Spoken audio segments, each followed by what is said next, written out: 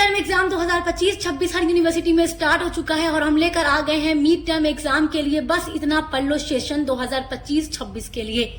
बस इतना पढ़ लो का मतलब ये है कि बस इतना ही पढ़ लो, क्योंकि इससे बाहर एग्जाम में कुछ भी आने वाला नहीं है। क्योंकि हर बच्चा यही चाहता है कि काश हमें केवल वही चीजें पता चल जाएं जो हमारे एग्जाम में एग्जैक्ट आने वाली हैं और हम केवल उतना ही पढ़ेंगे, उससे ज्यादा नहीं पढ़ेंगे।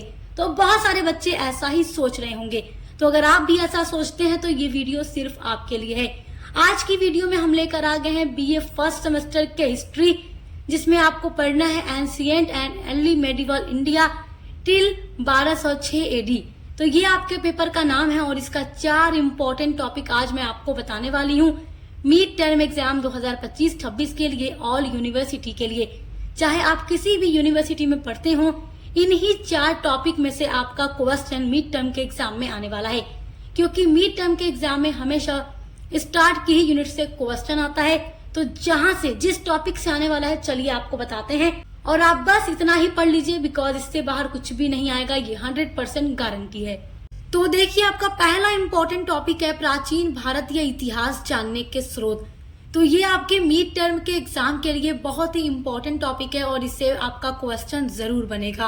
प्राचीन भारतीय इतिहास जानने के जो स्रोत हैं उस पर हम वीडियो अपलोड कर चुके हैं। आपका यूनिट नंबर 1 जो है इसी टॉपिक पर है, तो आप प्लेलिस्ट को चेक करके पढ़ लीजिएगा। प्लेलिस्ट मिल जाएगी आपको इसी वीडियो के डिस्क्रिप्शन बॉक्स में, क्योंकि 8 जो आपकी यूनिट्स हैं हम उसको कंप्लीट करा चुके हैं हर एक सब्जेक्ट की।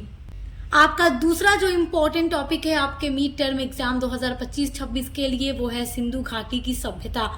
सिंधु घाटी की सभ्यता मिड टर्म एग्जाम के लिए भी इम्पोर्टेंट है और साथ ही साथ जब आपका यूनिवर्सिटी वाला पेपर स्टार्ट होगा मिड टर्म एग्जाम के बाद, उसमें भी ये क्वेश्चन पूछा जाता है। तो सिंधु घाटी की सभ्यता बहुत ही इम्पोर्टेंट टॉपिक है। सिंधु घाटी की सभ्यता पर हमने वीडियो बनाई हुई है, आप देखकर पढ़ लीजिएगा। पूरा लॉन्ग नोट्स भी आपको प्रोवाइड किया है। उसके बाद नेक्स्ट जो आपका टॉपिक आ जाता है वो है वैदिक और उत्तर वैदिक काल। This is very very important topic. वैदिक काल अलग है, उत्तर वैदिक काल अलग है। देखो, वैदिक काल जब शुरू हुआ, जब आर्य आए और उसके बाद जब आगे चल के धीरे धीरे उसमें ज्यादातर डेवलपमेंट हो गया, तो वो उत्तर वैदिक काल के नाम से जाना जाने लगा। तो सारी चीजों के बारे में हम आपको पढ़ा चुके हैं, आप देख कर पढ़ लीजिएगा। सभी टॉपिक पर वीडियोज अपलोड है, हमारे चैनल पर प्लेलिस्ट में ऐड है। देखिए, आपका तीसरा टॉपिक है मगध साम्राज्य का उदय। तो मगध साम्राज्य जो टॉपिक है आपके हिस्ट्री का बहुत ही इंपॉर्टेंट टॉपिक है और मगध साम्राज्य के बारे में भी हम आपको पढ़ा चुके हैं। देखिए, मगध साम्राज्य एक ऐसा साम्राज्य था जिसके अंदर बहुत सारे वंश आए थे, अलग अलग और अलग अलग शासक थे।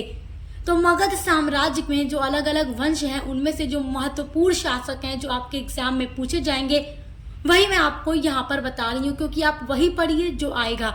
देखिए, बहुत सारे बच्चे यही सोचते हैं हम केवल वही पढ़ें जो 100% आने वाला है। तो जो 100% आएगा वही आपको बता रही हूँ, तो इसलिए आप पहले उसी पर फोकस कीजिए जो आने वाला है। तो मगध साम्राज्य में देखो, आपको पढ़ लेना है बिंबिसार के शासनकाल के बारे में और अजातशत्रु के शासनकाल के बारे में।